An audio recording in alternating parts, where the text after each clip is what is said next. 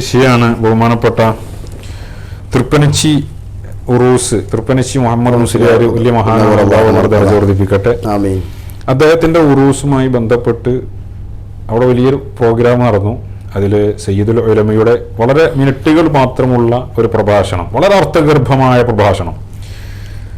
സയ്യിദുൽ ഉലമ ദുബൈയിൽ നിന്ന് നേരെ ആ പരിപാടിക്ക് പോയതായിട്ടാണ് നമ്മൾ മനസ്സിലാക്കിയത്. തലേ ദിവസം ഇവിടെ ആയിരുന്നല്ലോ.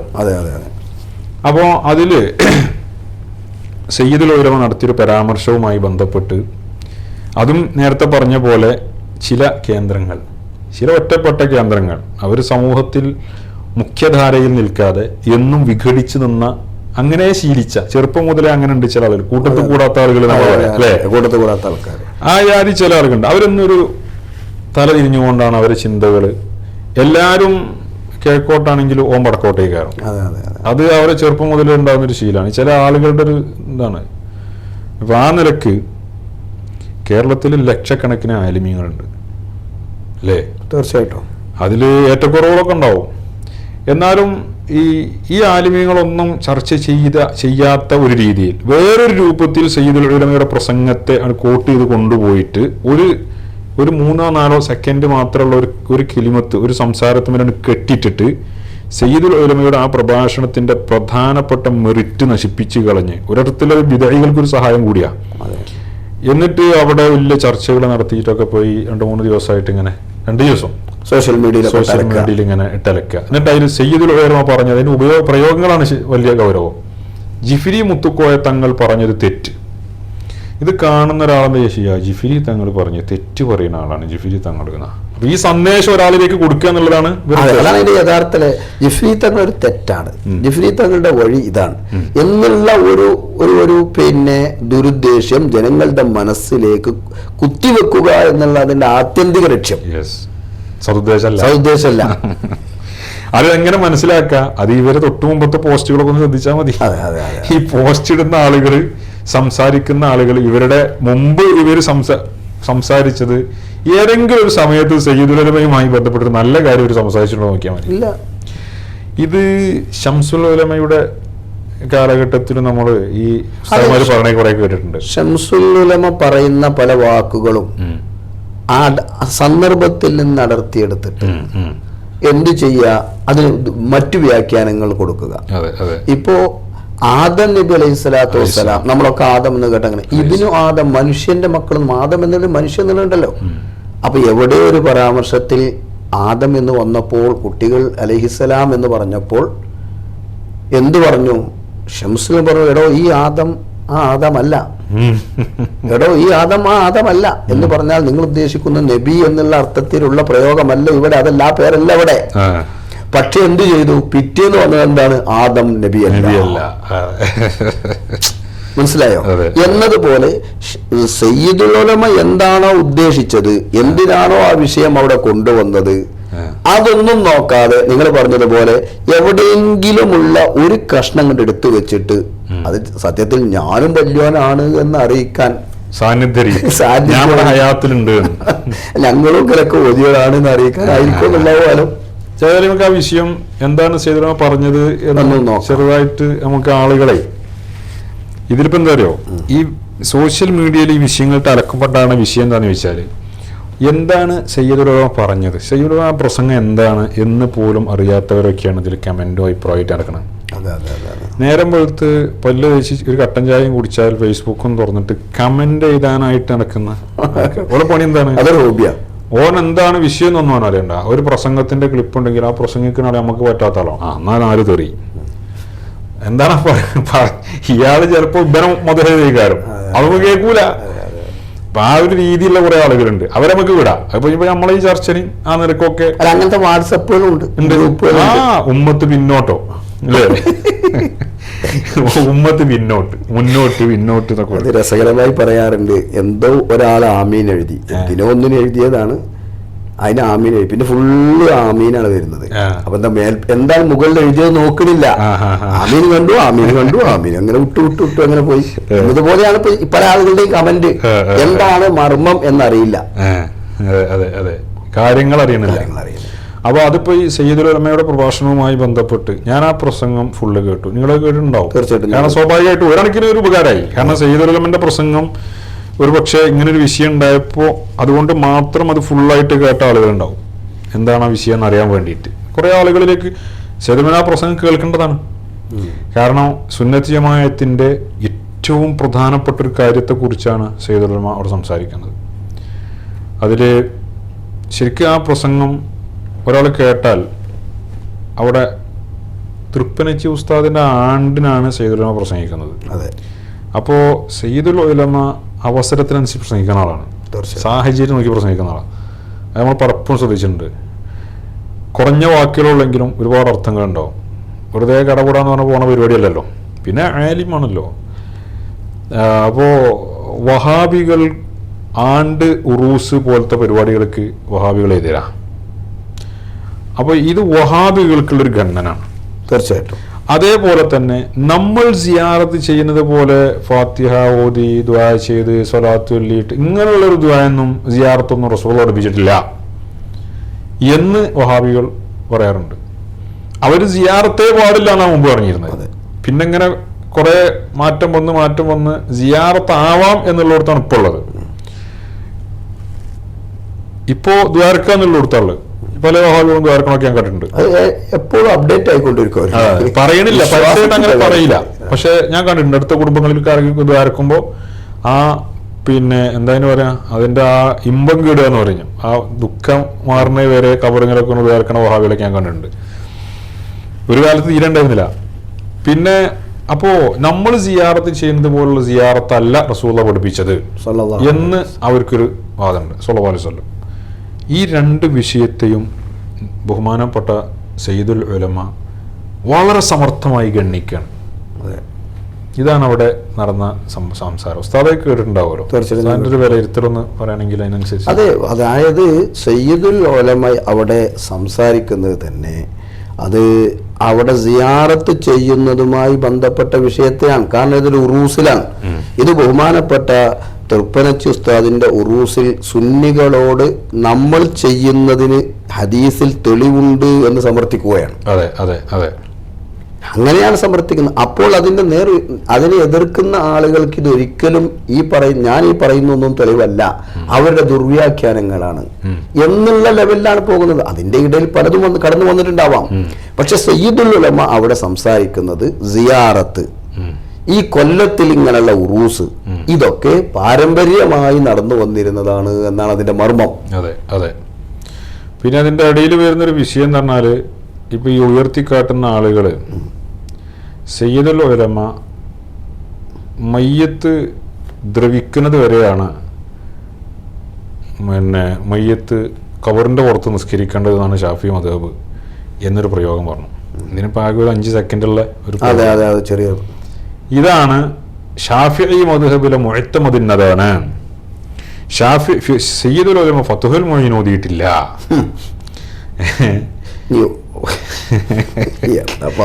വാക്കുകളൊക്കെ പറയുന്ന ആൾക്കാർ എന്താകുന്ന അവര് കാണട്ടെ. പിന്നെ അതേപോലെ ഫത്ഹുൽ മുഈൻ ഒന്ന് ശരിക്കും ഓതണം.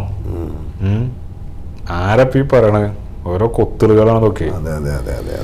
പിന്നെ അങ്ങനെ അല്ലെങ്കിലും പൊതുവെ അങ്ങനത്തെ ഒരു ടീമുണ്ട്. മുമ്പ് ശംസുൽ ഉലമന്റെ ഫത്വകള്, ശംസുൽ ഉലമന്റെ പ്രഭാഷണങ്ങളൊക്കെ അത് ശംസുൽ ഉലമനേക്കാണ് ഉഷാറ് ഞാനാണ് എന്നൊക്കെ തോന്നിപ്പിക്കാനൊക്കെ ചില ആൾക്കാരൊക്കെ അന്ന് ശ്രമിച്ചിരുന്നു.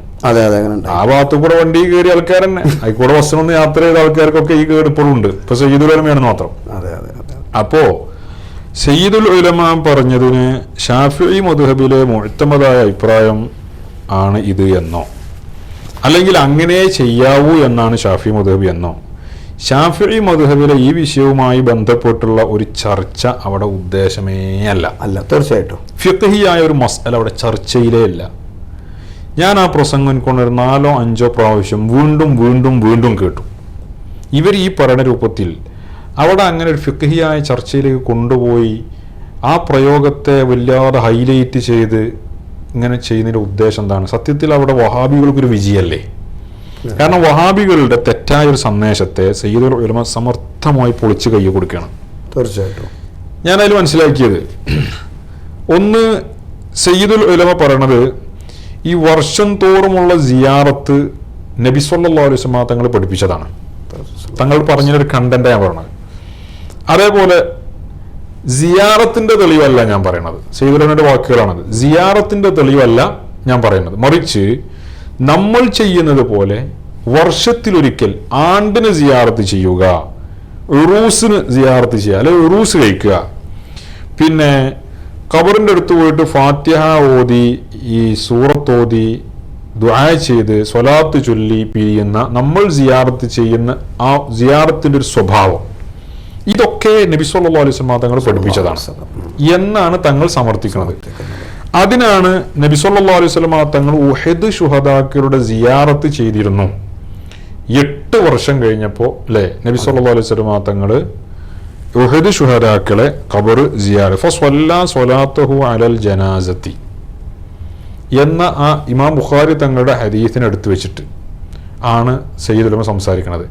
അവിടെ തങ്ങൾ പറയുന്നുണ്ട് ഈ അലാ സമാനിൻ എന്ന് പറഞ്ഞ 8 വർഷം അബാദ സമാനി എന്ന് പറഞ്ഞത് അത് വളരെ ശ്രദ്ധേയമായ വാക്കാണ്, ഞാൻ അതിന് പിന്നെ പറയാ എന്ന് പറഞ്ഞിട്ട് പിന്നെ 2 മിനിറ്റിന്റെ ഉള്ളിൽ തന്നെ സയ്യിദുൽ ഉലമ അതിലേക്ക് കിടക്കുകയാണ്.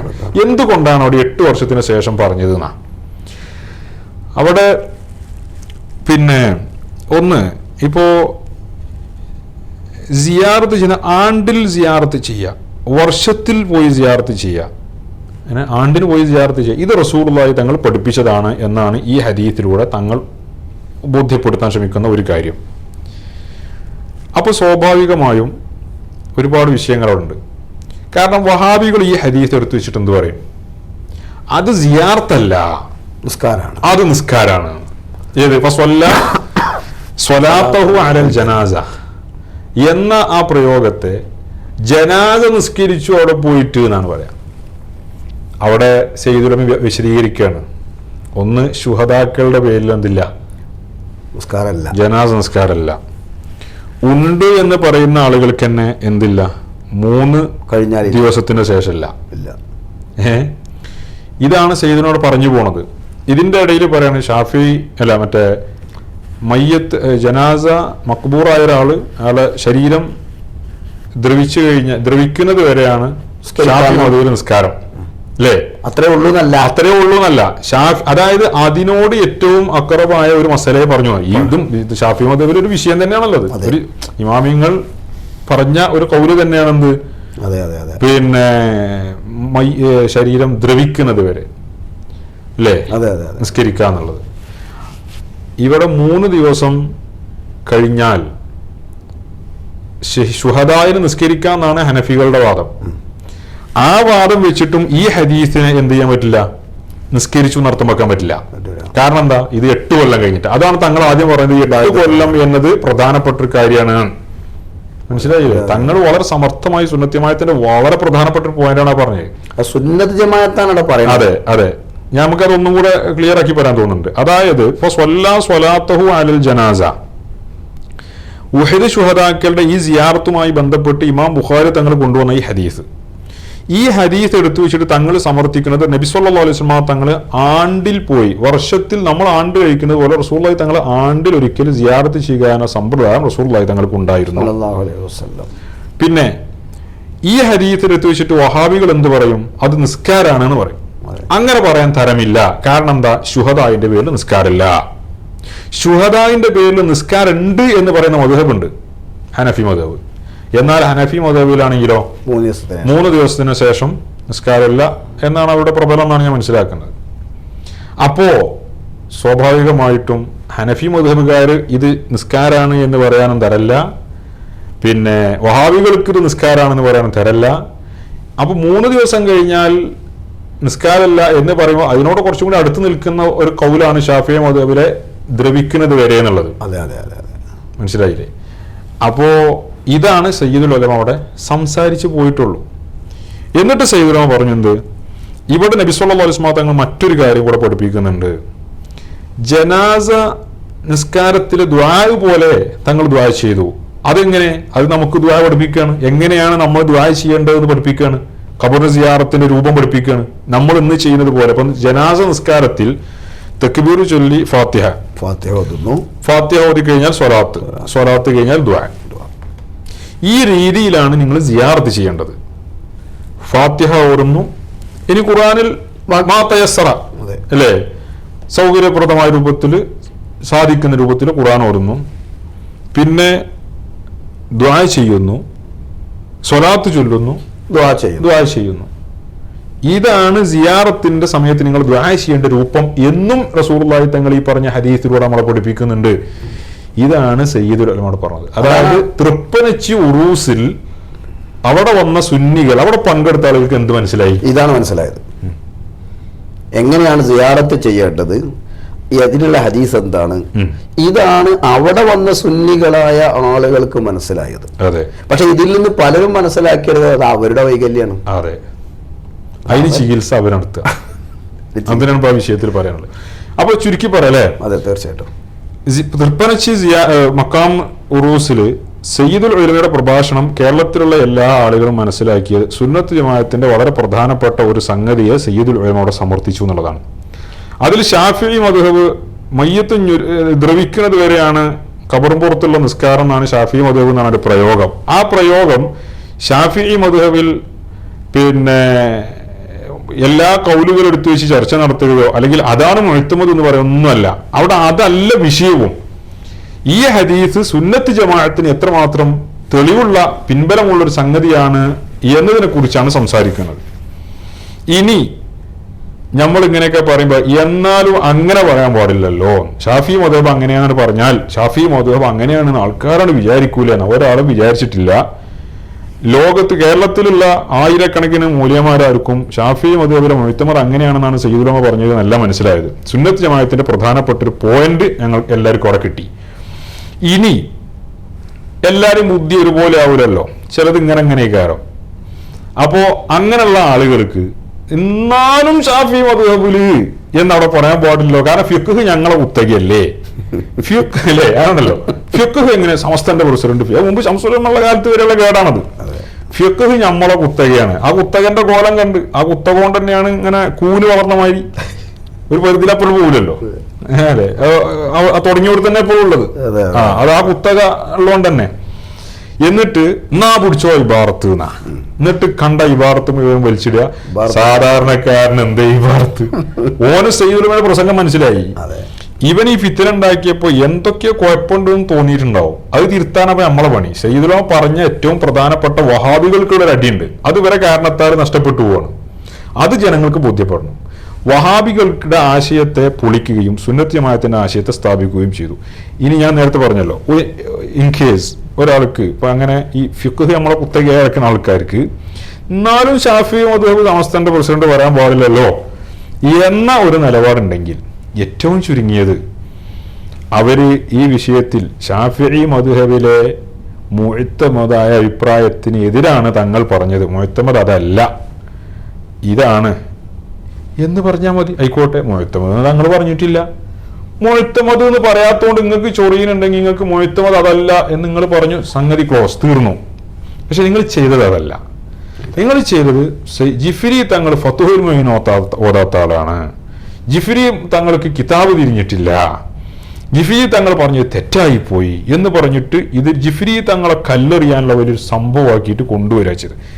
അത് തീർത്തും ദുരുദ്ദേശപരമാണ്. അത് സമൂഹം തിരിച്ചറിയുക തന്നെ ചെയ്യും. പൊതുവെ ഇപ്പോൾ ഈ വിഷയത്തിൽ ഇറങ്ങി തിരിച്ച ആളുകളൊക്കെ ഏത് കേന്ദ്രത്തിൽ നിന്നുള്ളതാണ് എന്നറിയാം. ഓരോ പ്രശ്നവും ഞമ്മക്കറിയാം. അവർക്ക് ഇപ്പൊ എന്താ വെച്ചാൽ ഓരോ തോന്നിയാസത്തിന് സമസ്ത അല്ലാതെ വീട്ടിൽ നിന്ന് പുറത്താക്കിയപ്പോ അങ്ങാടി ചെന്നിട്ട് വാപ്പാനെ ചീത്ത പറയാം. എന്ത് വാപ്പ അങ്ങനത്തെ ആളാണ് ഇങ്ങനത്തെ ആളാണ്, വാപ്പ കടന്നുറങ്ങുമ്പോ കുപ്പായ ഇടലുണ്ടായിരുന്നില്ല, മനസ്സിലായില്ലേ, വീടിന്റെ അകത്ത് കൂടെ മടക്കുത്തിയ നടക്കുക എന്നൊക്കെ കോസറക്കൊള്ളിയായ ഒരു മകനെ വീട്ടിൽ നിന്ന് വാപ്പ പിടിച്ച് പുറത്തുണ്ടായിട്ടപ്പോ അങ്ങാടി പോയി പറഞ്ഞാൽ ആളുകൾ എന്താ വിചാരിക്കുക? ആളുകൾ മാറി നിന്നാണ് ഓനത് എന്താ വീട്ടിൽ നിന്ന് പുറത്താക്കിയില് നല്ല അസ്വസ്ഥത ഇട്ടവനാ പറയാ. ഇത്തരക്കാരുടെ ഇത്തരം വിഷയങ്ങളിൽ ജനങ്ങൾ വിലയിരുത്തുള്ളൂ.